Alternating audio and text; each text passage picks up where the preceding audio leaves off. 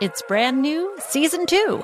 I'm Marissa Thalberg. And I'm Stephen Wolf-Bedeta, and we're excited to be back having bigger, bolder, and always real conversations. Straight from the C-suite front lines of marketing, media, and more. We have great friends joining from people you may know, like Wilmer Valderrama and Bobby Burke. And people you'll want to know. So grab a coffee or, hey, even an Aperol Spritz and come join us on America's #1 podcast network, iHeart. Listen to Brand New on the iHeart Radio app, Apple Podcasts, or wherever you get your podcasts. Imagine you're a fly on the wall at a dinner between the mafia, the CIA, and the KGB. That's where my new podcast begins. This is Neil Strauss, host of To Live and Die in LA, and I wanted to quickly tell you about an intense new series about a dangerous spy taught to seduce men for their secrets and sometimes their lives. From Tenderfoot TV, this is To Die For. To Die For is available now. Listen for free on the iHeartRadio app, Apple Podcasts, or wherever you get your podcasts. What's up, everybody? This is Stephen A. Smith, host of the Stephen A. Smith Show podcast. Tune in every Monday, Wednesday, and Friday at the very least as I bring you all new episodes that feature the biggest headlines in the world of sports, pop culture, business, and I answer your phone calls and respond to your tweets. You'll hear my unfiltered opinions and straight-shooter interviews with top celebrities and game changers. All that and more. So listen to the Stephen A. Smith Show podcast on the iHeartRadio app, Apple Podcasts, or wherever you get your podcast. Episode 404, Asking Questions That Lead to Better Spending with Jeff Wetzler. Welcome to the Frugal Friends podcast, where you'll learn to save money, embrace simplicity, and live a richer life. Here are your hosts, Jen and Jill. Welcome to Frugal Friends podcast. My name is Jen. My name is Jill. And today we have an exceptionally good interview with Jeff Wetzler. He is the author of the Ask Approach. Well, he is the creator of the Ask Approach and author of the new book, Ask. And the interview was fantastic. It went in a direction I didn't even plan for it to go. That was so much more than I could have planned for. I love an organic development of goodies. Mm-hmm. It's the best thing. You can never recreate it, but it's a good journey. We're so glad you're here for that journey because we believe that this conversation can be fruitful and beneficial for just your whole life and definitely your approach and understanding of finances. So stick with us. But first, this episode is brought to you by Deals with a Z, the kind that really jazz us up, those once in a lifetime, more than a marketing ploy deals where you almost feel like you stole. If this is the kind of stuff you're into, you gotta try Benny. It's a browser extension that scours the internet for the exact clothing or accessory or shoe item that you're searching for on secondhand sites like ThredUp, eBay, and more.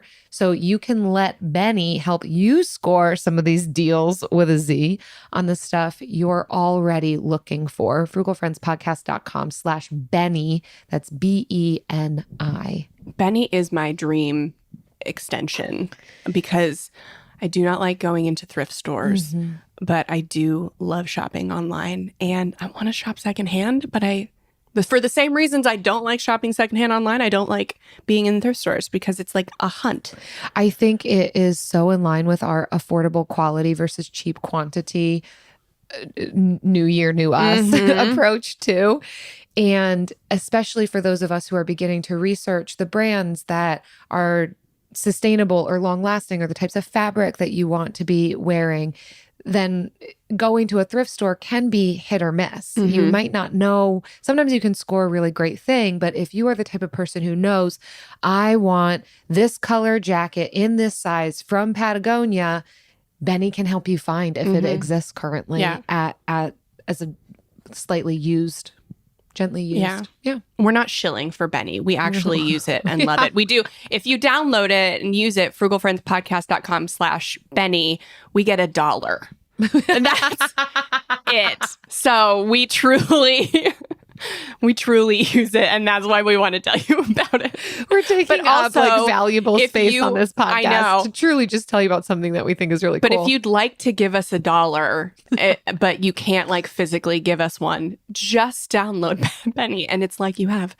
Anyways, getting into this episode, if you want to queue up some good ones to listen to later, our recent episode with Amanda Montell, episode 397, How Cognitive Biases Cause Us to Overspend, we talk a little at the end about these like assumptions, and they're essentially cognitive biases. So that's a really good one to queue up.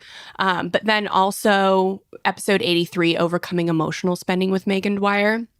That could be another good one. 383. So sorry. But yeah, this is a really, really great, there's so much power in community. There's so much power in your network to make better financial decisions.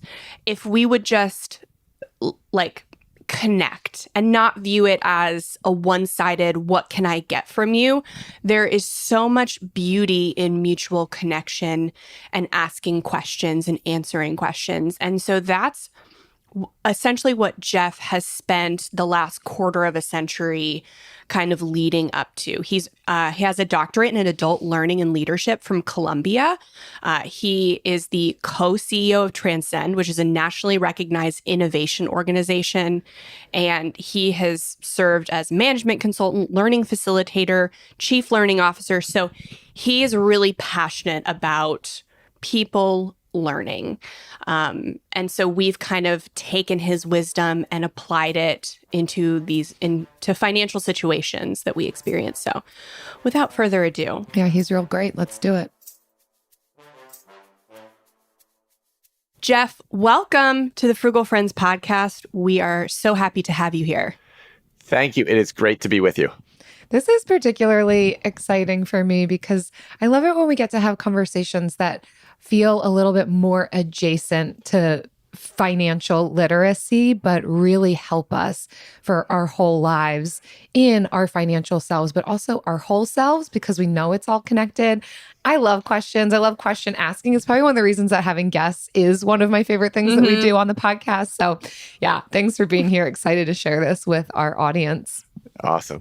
All right. So let's start out, what is the ask approach and why did you create it? Why is it so important? Yeah. So the ask approach is a method for learning from the people around us. And it starts with the premise that we are surrounded by people in our lives, whether our coworkers, our friends, people we do business with, family, etc. We're surrounded by people who know, think, feel, have ideas, have feedback, have perspectives that are incredibly valuable, but that far too often we don't really find that out. We don't tap into that insight, that wisdom around us, and they don't just tell us. And so there's a lot of really important stuff that gets lost. I am a total nerd and junkie about learning. And so anytime that there is a missed learning opportunity, like for me, that's almost like a micro tragedy. It's like we could have grown, we could have gotten better, we could have done something better together. And so when I have seen through all different experiences in my life and my career, all these missed learning opportunities, including myself experiencing them as well, I thought to myself, what can we do about this? And so the ask approach is a research, science-backed, practice-tested way of radically increasing what we learn from other people. And I'm happy to walk you through the steps if that's helpful. Yeah, please do. Okay, great. So there are 5 practices that I call steps because they often go sequentially. And the first one I call choosing curiosity. And many of us think about curiosity as a trait, like he has it or she has it, someone else doesn't have it, or a state of mind, like I'm not feeling curious or I'm feeling curious. But I'm positing a different possibility, which is that curiosity is a choice. It's a decision that we can always make, that is always available to us. And the way to make that decision is to center one thing in our minds, which is a question of what can I learn from this person? What is there that this person can actually teach me? And when we center that question in our minds, and we can talk more about how to get ourselves curious, all of a sudden we awaken ourselves to the possibility of what we can learn from the person around us. So that's step 1. choosing curiosity. The second thing is making it safe. Just because we're curious doesn't guarantee that the person we're talking to is actually going to feel safe telling us what they have to say, especially if it feels hard, especially if it's a hard truth, especially if they worry that we might crumble or we might take it out on them or it might hurt our relationship, etc.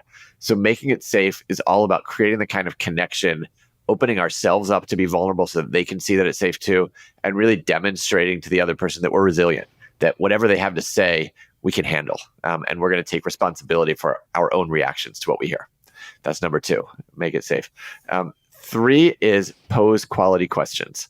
And this is really at the heart of the ask approach, which is expanding the range of questions that we know how to ask. I almost think about questions the same way that like a surgeon might think about their scalpel and different tools. We can be very precise about what it is that we want to learn, and therefore what question do we need to pose. And there very few of us actually get trained on what are quality questions to ask, but there's a whole kind of taxonomy of different questions. And in the book, I talk about that, and we can get into that as well. But once you ask the question, it all comes down to how well you listened. And we often think that we're better at listening than we are. There's a difference between listening and actually hearing what's most essential for someone to say. Yeah. And so listening to learn is really about hearing really what is at the heart of what someone else has to teach us, whether they're actually saying it or not saying it. And it's about expanding the range of channels that we listen through, not just the information that they have to say, but also the emotion that they're conveying and the actions that they're taking as well. So that's the 4th step. And then the 5th step is really my favorite, because this is how we squeeze the learning out of the whole thing. It's called reflect and reconnect. And that's really processing what we heard.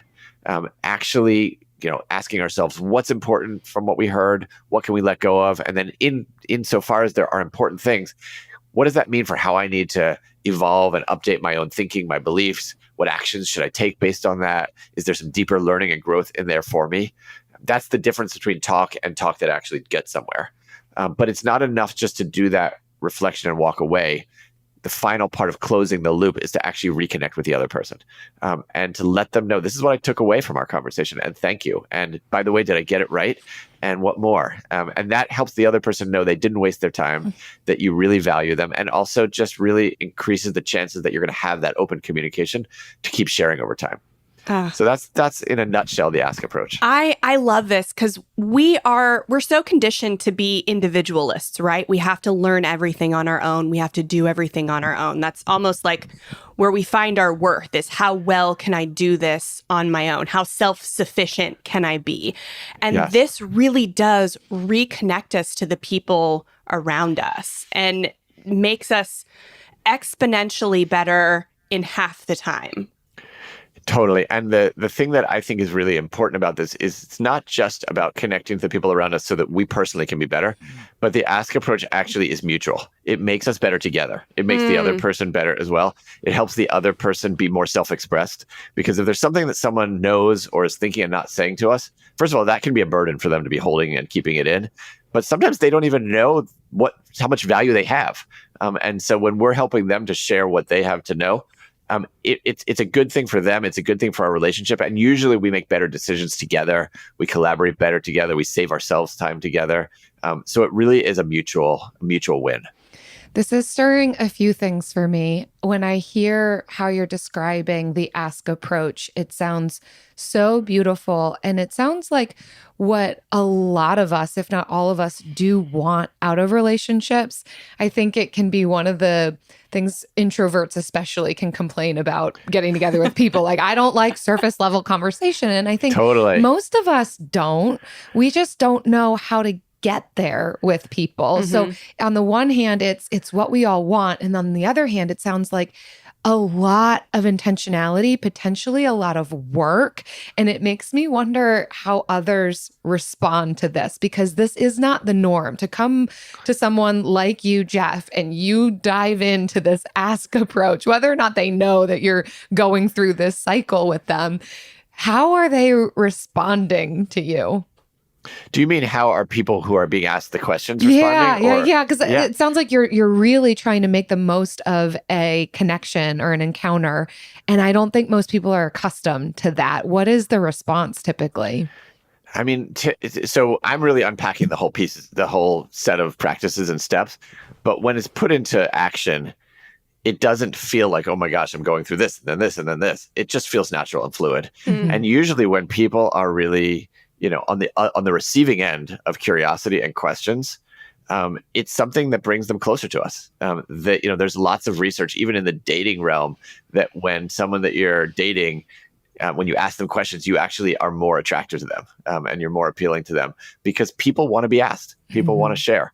There's also interesting research that says a lot of people hold back from asking because they think their questions are going to be too sensitive.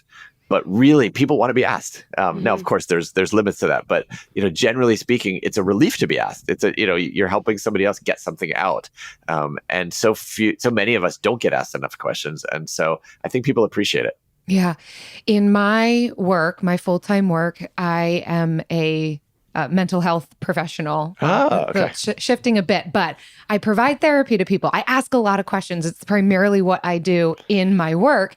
But you're causing me to realize something because I've been noticing recently, I will also ask people a lot of questions in social settings, but I'll get these kind of defensive reactions or responses from people. And I think you connected the dot for me on this, that maybe there's not perceived safety present. Yes. Whereas in a therapy setting, there's already a knowing. People understand what the setting is. They know who I am to be asking them questions, but maybe not in a social setting. So with all that said, when you describe the first step is curiosity and then safety, I'm curious about this from a financial perspective. If we want to be learning from other people or having this mutual exchange, to be starting with curiosity, what does it look like when trying to glean financial wisdom, which can be a touchy topic, to then lean into safety? What would you say about that? Yeah. So I think the first part of safety is really about the connection that we have with somebody else. And there's a lot of different ways to make a connection. One of the things that we sometimes overlook is even just the when and where of the connection. I'll give you an example that's not quite yet in the financial realm, but we'll get to the financial realm. With my daughter, I have a teenage daughter. She's 15 years old. And when she comes home from school, I'm dying to know, like, how was your day? What happened? What'd you learn, etc. If I ask her that when she comes home from school, I get nothing.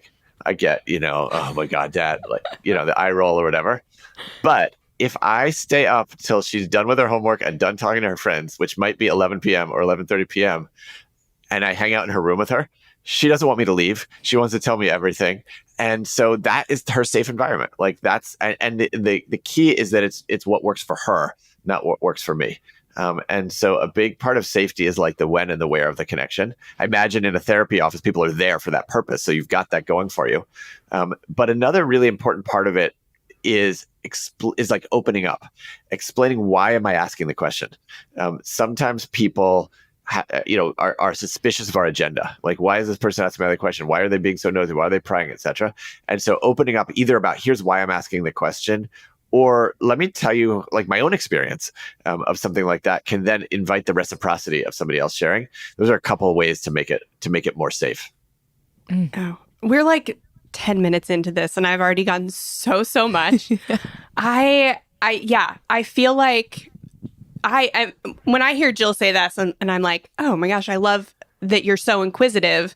It's like hard for me to hear that other people aren't obsessed with that too. But then I realized, like, I've been working with Jill for 6 years. And so I know she's safe. But so how does somebody kind of get over that hump, like, before creating safety? Like, what should we even be thinking about? Like, who do we approach? How like what you were saying earlier, how do we like choose that to be curious? How do we make that choice? And what does that look like? Yeah. I mean, I really think it starts with the assumption that everybody has something to teach us. There's something really important. I mean, just to start to connect it a little bit to the world of money. I was thinking about this morning, a couple of years. By the way, I love the name of your podcast because I'm a very frugal person. And I had a car, I don't know, for like 15, 16 years, and it was like on its last legs. And I was at a mechanic, and the air conditioning had totally busted. And he was telling me, he's like, I think this is going to cost you like $3,000 or $4,000 to fix. And I'm like, I don't even think the car is worth $3,000 or $4,000. What are we going to do here? I have a summer and it was like, very humid, and I couldn't just have no air conditioning. And so at that point, I thought to myself, like, get curious here. Is there anything more? And so I just said to him, like, is there any other way besides this $3,000 or $4,000 fix that you can think of, given your expertise, that we could solve this problem? And I think some people might think, well, that's, are you questioning his judgment? Didn't he just tell me the answer, or that kind of thing? But I just thought maybe there's something else. And he would know a lot better than I would. And he said, I've been thinking about that question. And I actually do think, he's like, if I just fuse this one piece instead of trying to fix the leak over here, I could probably do it for like $75. And I was like, well, that's fine with me, because if one air conditioning vent out of the 6 is off, we're still going to be good enough. And so that's what we did. But it was really about just kind of starting with that curiosity, recognizing he knows a lot more than I know. And also not that I'm not, and I think part of the safety is I wasn't trying to say, like, I'm doubting you, you're trying to rip me off, I'm questioning your judgment, but like, let's just think together here. Is there some other way that we could get this done?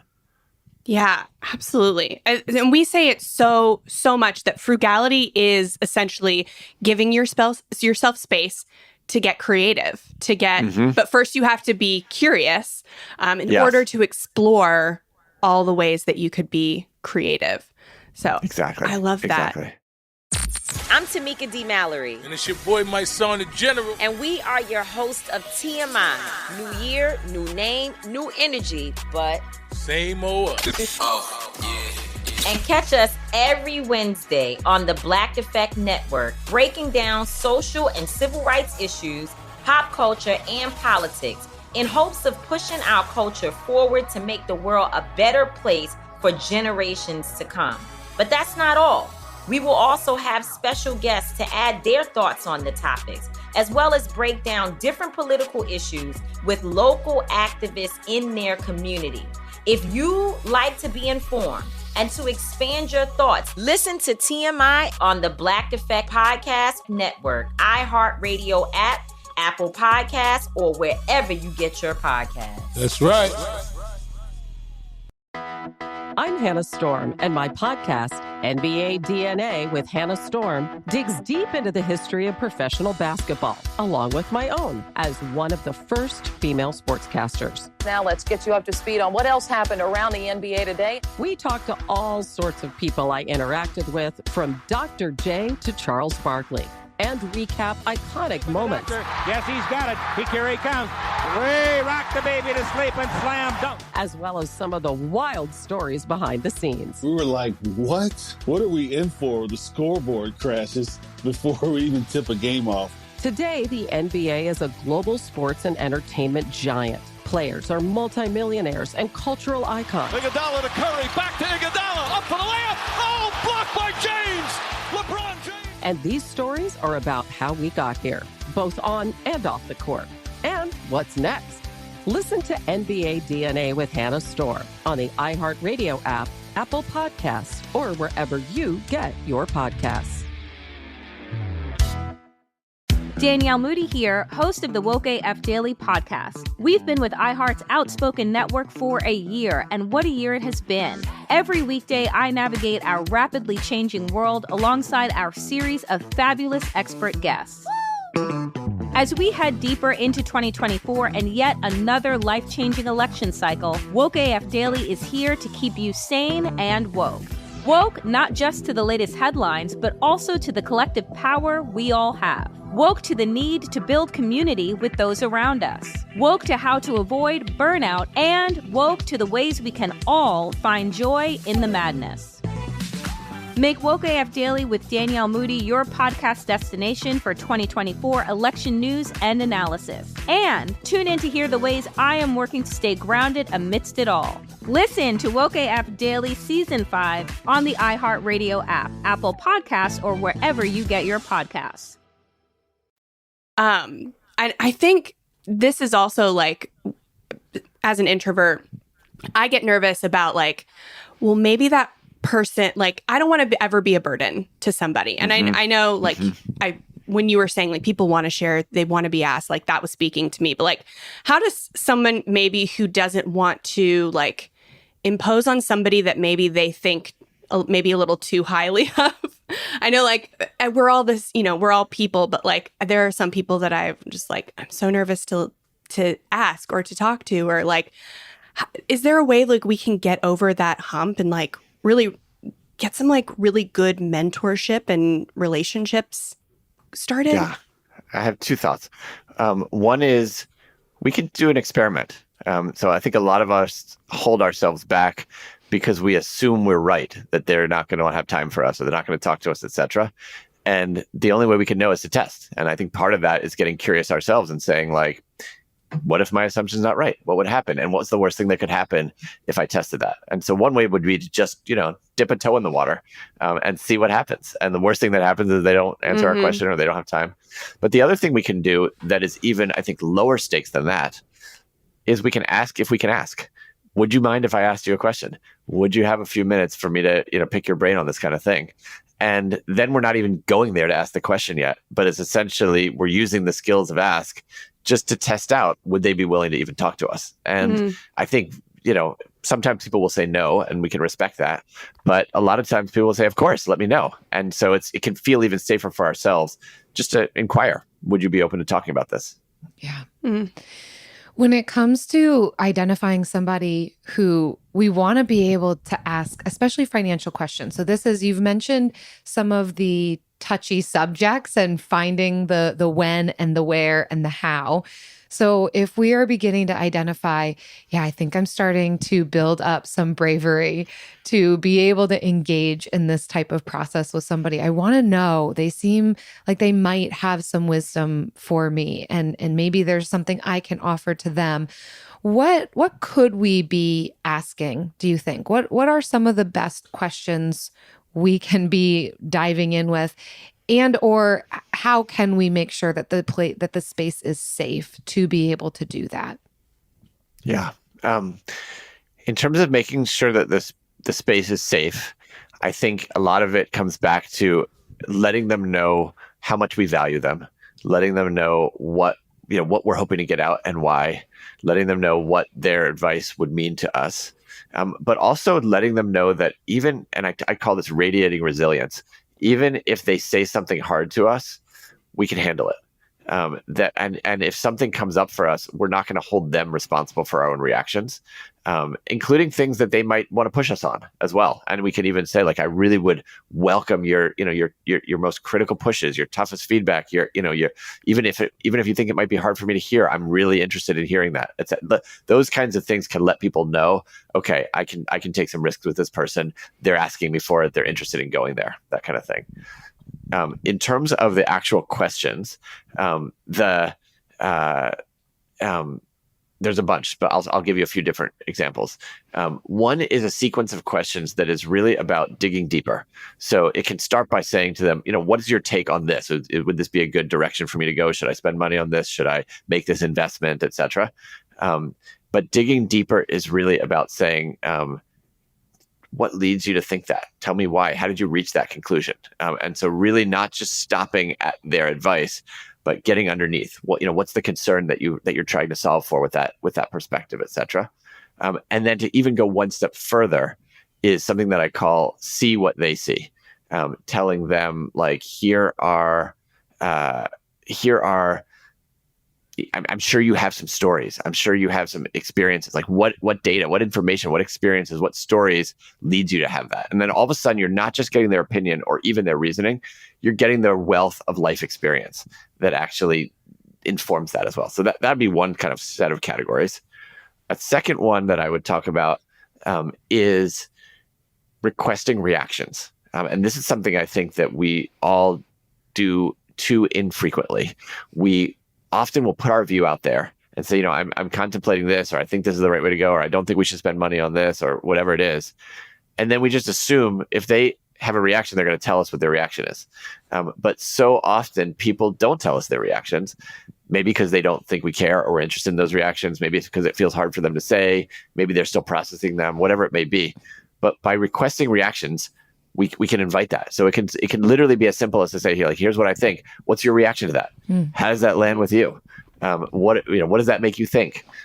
What might I be missing? What might I be overlooking? What's the downside I'm not thinking about? Those are the kinds of things that can invite reactions that we otherwise wouldn't hear, that also really pulls out people's ideas and insights and wisdom. And then I'll just share one last one, which is just simply, it's the same story that goes back to the story I mentioned with the car mechanic, which is called invite ideas. And that's literally saying like, well, here's my dilemma. What ideas do you have for how we can handle that? I don't know if I hadn't asked that mechanic for ideas, if I would have gotten that idea. And so a lot of times people have ideas, but they're not necessarily sure we want to hear them, or they may not have even kind of put all the pieces together in their own mind. But when you invite ideas, all of a sudden you're bringing out all kinds of creativity that you wouldn't have necessarily otherwise gotten to. Yeah. I mean, you have to genuinely then be interested in in what people have to say. Mm-hmm. And I think that can be some of the problems for some people, is they don't want to take the time. They may not actually be interested in what another person has to say, but man, what an amazing approach to have, and what a much better life we could be living if we were to engage in this type of thing. Side question for you, Jeff, what would you say are some of the top benefits you've seen in your life through some of these questions you're describing and the way that you are approaching people? Yeah, I think there's three main benefits that I see, and that I've also seen lots of other people get when they use this approach. The first is just like hardcore results, like smarter decisions, more innovative solutions, saving time, avoiding wasting time, being, finding out faster if my ideas or plans are not going to work. All getting better ideas. All of that I would put in the bucket of like just better results.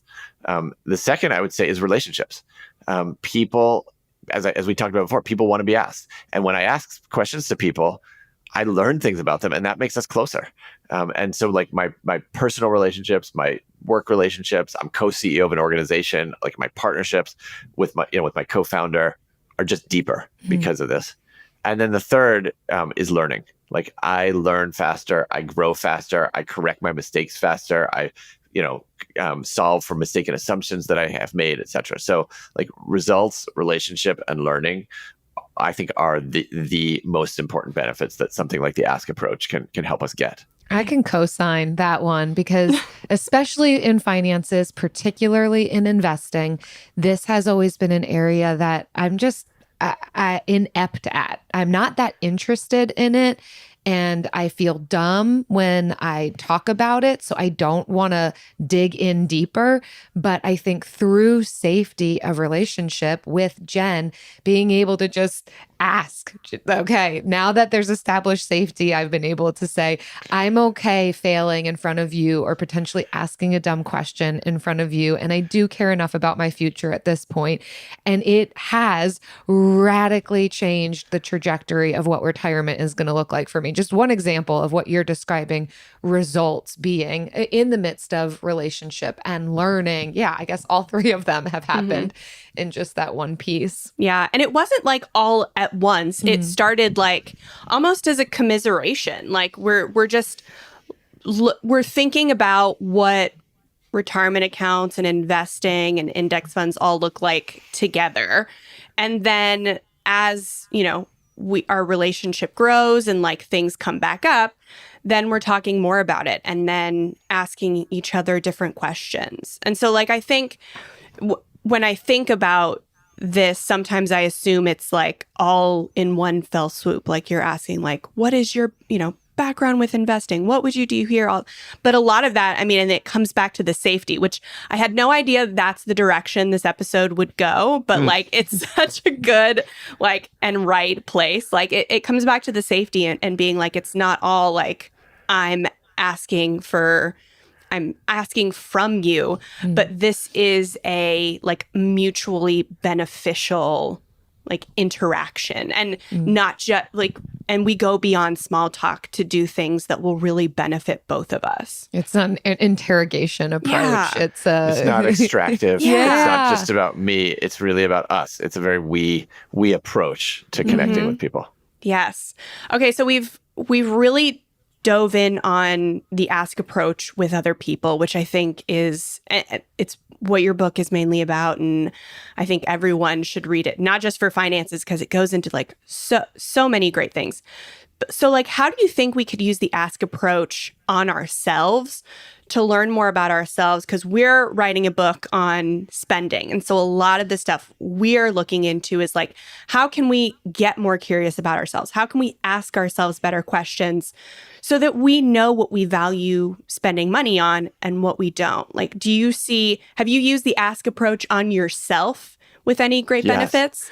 Well, and I think that the ask approach entails inquiring into ourselves as part of really learning from other people as well. So I think your point and your question is super relevant, and it really connects a lot to the first step of choosing curiosity, because part of choosing curiosity is also being curious about the stories that we have ourselves, and we are constantly telling ourselves stories about other people, about the world, about money, about ourselves, about what's going on in this situation, etc. And so a lot of what I talk about actually in the chapter of choosing curiosity is becoming aware of our own stories, and asking ourselves, where did those stories come from? And what information am I selecting in this particular situation? Because usually whenever we walk into a situation, we are, we're surrounded by tons and tons of data points and information, and we just zero in on a tiny slice of that and forget everything else. And we even forget that we forgot the rest of that stuff. And so we just think that tiny slice is the reality. Mm-hmm. And then we just jump right to conclusions about here's how it goes. And those conclusions usually just reinforce the assumptions that we brought in the first place. So if I will say, like, as to connect it to my own life experience, as it relates to money, I've grown up and internalized kind of, I said a frugal mindset, but maybe also like a what if something goes wrong mindset, and that can get me to a scarcity mindset, etc. And so anytime I'm thinking about a financial situation, whether in work or in life, like my first go-to is like, what's the risk that's happening in this situation? And if I play out this risk, like, what's the bad scenario? And, I think that has served me well in some ways because I've been able to avoid bad things happening, but it can come at the expense of a more abundance way of looking at life and scenarios and all that kind of stuff. And so I have had to walk myself back and say, where does that come from? And what is that about? And what would be other things that I could look at in a situation when I'm confronting a money decision, not just the risk, but also what's the possible upside that's going on here? And also what are the sub choice points that could help me move between the risk and the upside, et cetera. And so by asking ourselves those kinds of questions, I think we get a lot of insight into where our stories come from, but also we do what I call injecting question marks into our stories. And when we can inject question marks into our stories, those question marks can push away the anxiety that we might be feeling otherwise. So they can make us calmer, but they can also then make us so much more receptive to learning with and from other people too. Oh, I don't know if I've ever said what I'm about to say.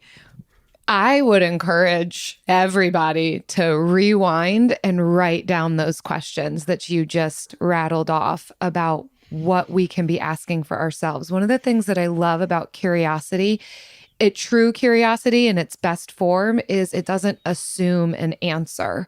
So a lot of times when we do look inward, it might be in a more shaming or an assumptive way. A lot of times we'll ask ourselves why, we'll get on the defense with ourselves, but every single question that you asked was true curiosity. What is that about? I'm not going to assume what the ending is. I'm going to truly ask myself and be willing to look and find something that maybe I wouldn't have thought the answer to be, and what a world opens in front of us as a result of that. So I'm just highlighting and emphasizing because thank you. You gave really excellent questions. So feel free, listener, rewind and write it down. And speaking of good questions, I mean, we got one. Yeah, we got one for you. It's our favorite question. It's the Bill of the Week.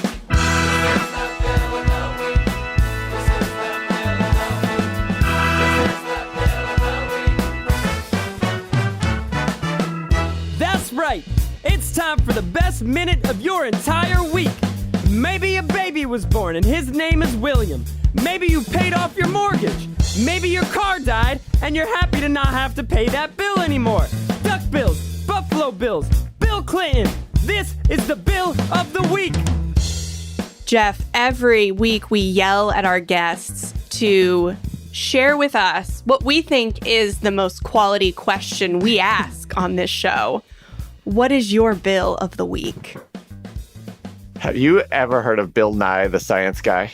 Of course, yes. Okay, so he is my favorite Bill, I think he's the embodiment of curiosity. He's the embodiment of experimentation and trying things out. And he has a famous quote, which says, "Everybody you meet knows something you don't." And to me, that is the essence of the Ask approach. It's basically to say there is wisdom in every single person. We can learn from every single person. And so Bill Nye is my hero in that way. I love that, because sometimes we can think like everybody knows something that we don't. And we can almost use that as like a defense mechanism to kind of be bitter. But if you just reframe it with this Ask approach, it can be something so life-giving. Like, everyone knows something I don't. There is so much possibility for me to grow, and I know something that they don't. Yes. And a rising tide will lift all our boats. Exactly. It doesn't have to be a bad thing that they know something that we don't. In fact, what a gift, what an opportunity, what an asset. And it's normal because it's just how the world is.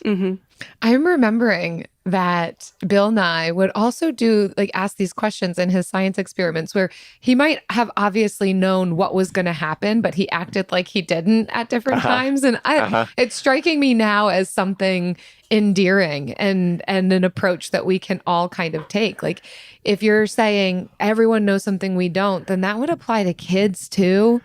And 100%. People you would think, they don't know as much as me. Maybe not, but they definitely know something you don't, which... Absolutely, yes. There's a chapter in the book actually on how to raise and educate curious question askers as kids.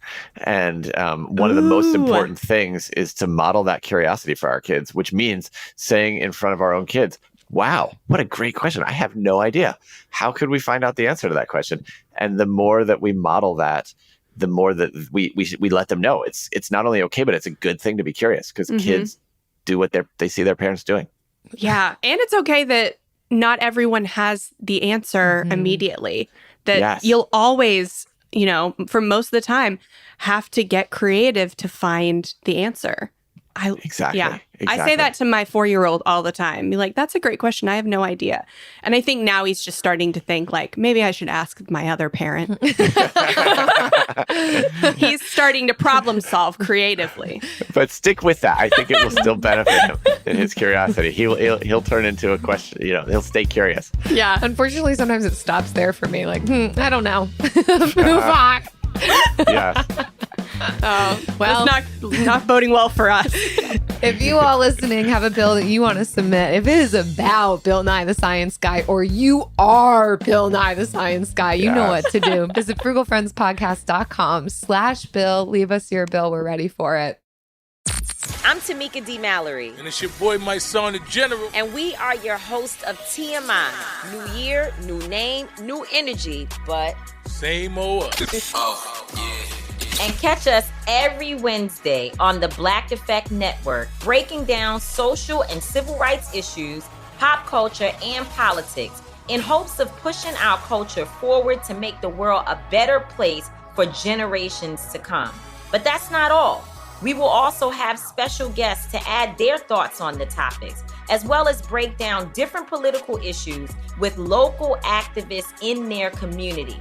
If you like to be informed and to expand your thoughts, listen to TMI on the Black Effect Podcast Network, iHeartRadio app, Apple Podcasts, or wherever you get your podcasts. That's right. Danielle Moody here, host of the Woke AF Daily podcast. We've been with iHeart's Outspoken Network for a year, and what a year it has been. Every weekday, I navigate our rapidly changing world alongside our series of fabulous expert guests. As we head deeper into 2024 and yet another life-changing election cycle, Woke AF Daily is here to keep you sane and woke. Woke not just to the latest headlines, but also to the collective power we all have. Woke to the need to build community with those around us. Woke to how to avoid burnout, and woke to the ways we can all find joy in the madness. Make Woke AF Daily with Danielle Moody your podcast destination for 2024 election news and analysis. And tune in to hear the ways I am working to stay grounded amidst it all. Listen to Woke AF Daily Season 5 on the iHeartRadio app, Apple Podcasts, or wherever you get your podcasts. I'm Hannah Storm, and my podcast, NBA DNA with Hannah Storm, digs deep into the history of professional basketball, along with my own, as one of the first female sportscasters. Now let's get you up to speed on what else happened around the NBA today. We talk to all sorts of people I interacted with, from Dr. J to Charles Barkley, and recap iconic moments. Yes, he's got it. Here he comes. Way rock the baby to sleep and slam dunk. As well as some of the wild stories behind the scenes. We were like, what? What are we in for? The scoreboard crashes before we even tip a game off. Today, the NBA is a global sports and entertainment giant. Players are multimillionaires and cultural icons. Iguodala to Curry, back to Iguodala, up for the layup. Oh, blocked by James. LeBron James. And these stories are about how we got here, both on and off the court. And what's next? Listen to NBA DNA with Hannah Storm on the iHeartRadio app, Apple Podcasts, or wherever you get your podcasts. And now it's time for the lightning round. Pew. All right. So, I love this one. All right. So today's lightning round, our vulnerability round. What is the most interesting question you've ever been asked? It can be the weirdest, hardest, best, whatever. It's your choice. Jeff, we'll let you go first. I need a minute. I didn't come prepared for this question. That's okay. We Jen, did. You want to go first? Okay, I'll go first. So this is, I brought my phone to prepare for this. Oh, here, it's back here.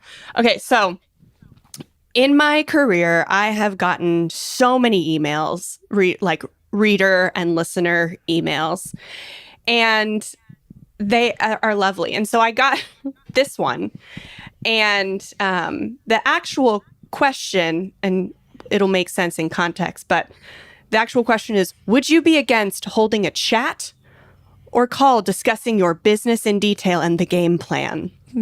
Okay, but the context is, I got this email titled The Devil and Angel, and it is a picture of a guy who has superimposed his face on an angel and a devil on each shoulder and just says, the devil told me don't email him. It might skyrocket his sales.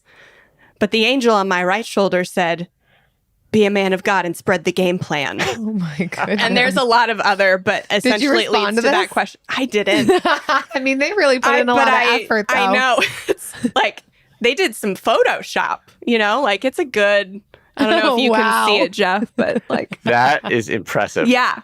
So that's my favorite question because of the context. I love how we call it vulnerability round and then we just say silly things. But you can take it deeper vulnerable. If you want, Jeff. Yeah. Well, I was thinking, so I mentioned my daughter. I also have a son who's 17, and particularly with the age that he's in, he is questioning me a lot about everything. And probably one of the best questions I've got recently is like, why would you ever think that's a good idea? From my son, which, I probably wouldn't put in the category of quality questions in my book. But I actually think he meant it literally. And I remember when I was 17, I thought I knew a lot more than my parents and all that kind of thing. But when I actually sat with his question, I thought, let me think about that, because he makes some good points. And I'm going to take it seriously. So why would you ever think that's a good idea? Is probably my most recent vulnerable question. Did you come back with a slideshow, like a slide deck being like, this is why I would ever think that this is a good idea? I'm still working on it. I'm still building it. Yeah. I'm making my airtight case. Yes. He is asking for more of your reasoning behind it. Just that's maybe exactly not right. framed in the kindest way. Maybe there's the safety that he could add. Yeah. He's not in helping the safe space, but he's getting there.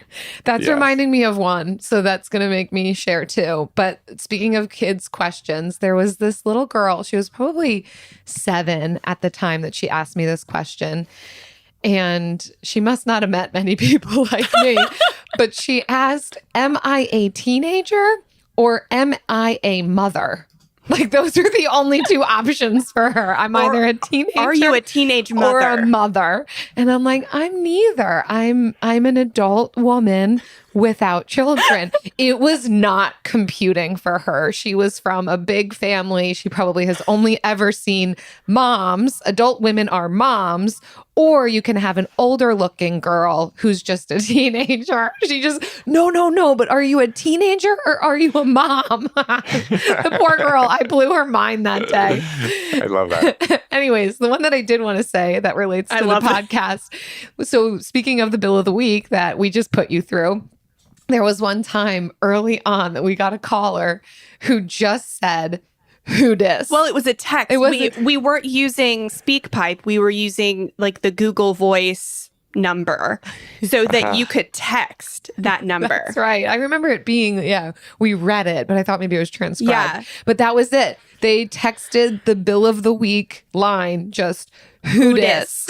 And you know what? It was the early days and we didn't have a lot of, bills of the week. And so we used it. And it's us. Yeah.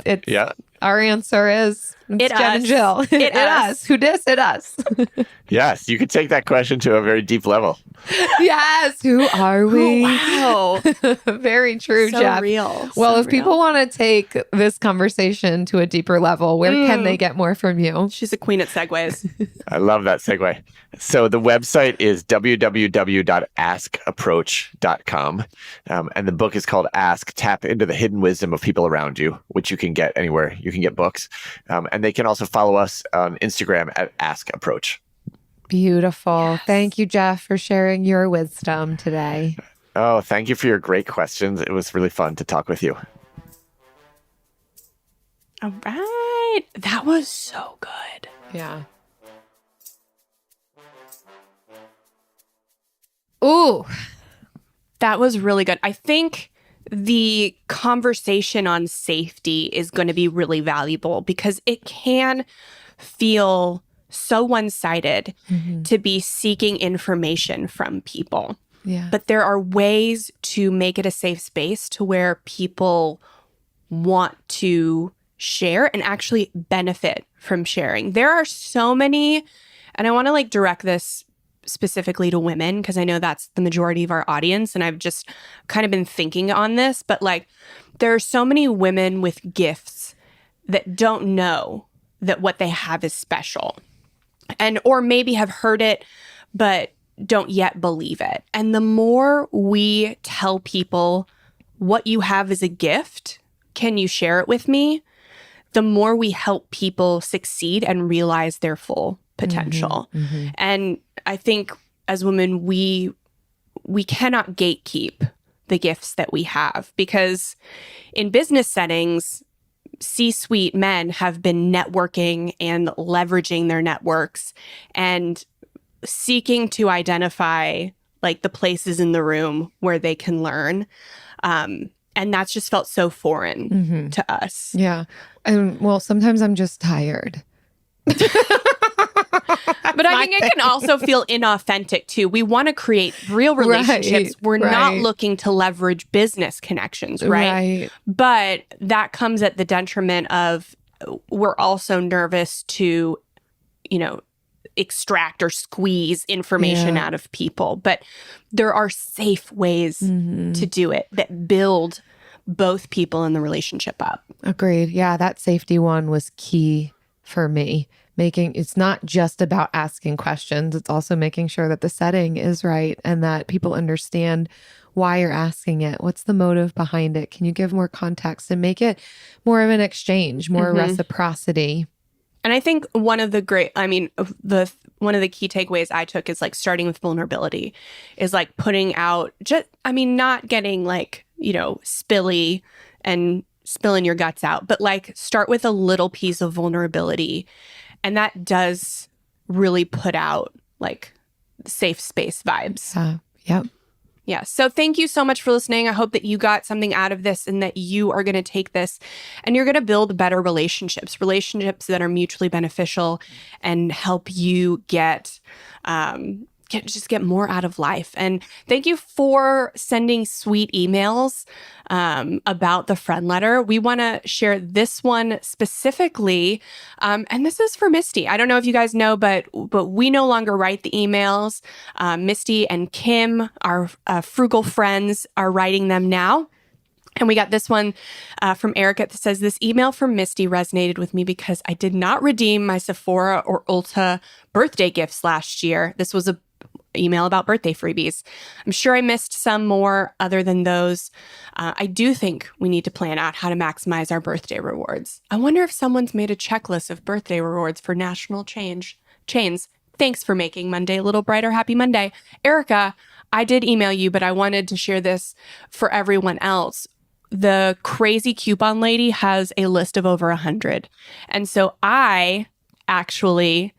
You'll be seeing this very soon because my birthday is in 2 days from this release. Ooh, I have made a list and signed up for a bunch, like 12 of the freebies on that list from Crazy Coupon Lady.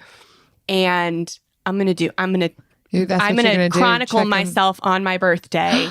That's fun. Getting my birthday freebies. That's so fun. So stay tuned for that. Yay! Yeah. Getting my birthday freebies. Mm-hmm. Thanks, Erica, for your email. And thanks, everybody, for tuning in.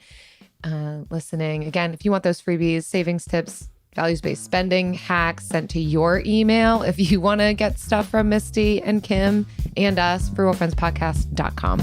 See ya. Frugal Friends is produced by Eric Sirianni.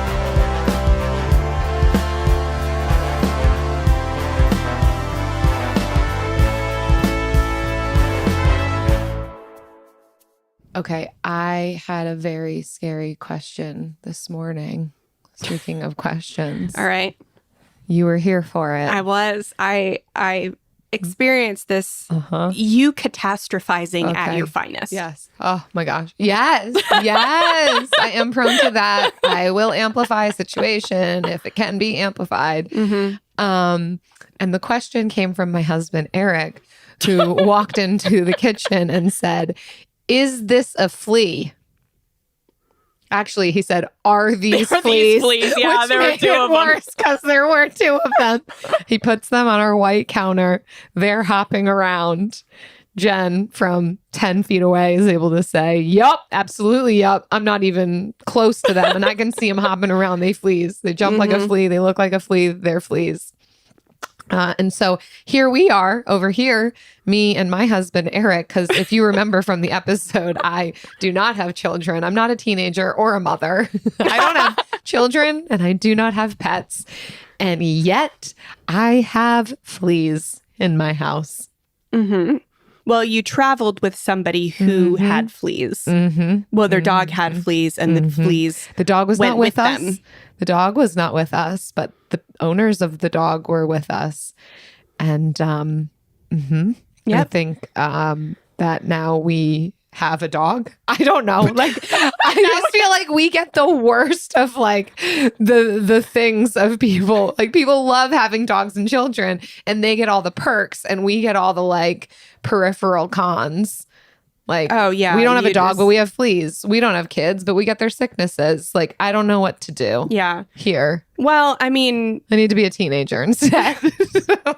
yeah. Or but your house is pretty sterile. Like, you clean a lot. You have very little fabric furniture. There will not be a lot of places for them to live. I hope so. Yeah. Smoke them out, baby. Yeah, I think. But I did not love that. I actually hated it. I hated that question. And I hated the answer to that question. It was intense. Like, it was an intense morning. I don't got time for this. We don't. We have a book due in 2.5 weeks and we do not have time for fleas. I don't have time for Jill to have fleas. Oh, don't sit too close to me either. She's like, maybe you should leave. And I was like, I can't leave. Like, I have to be here.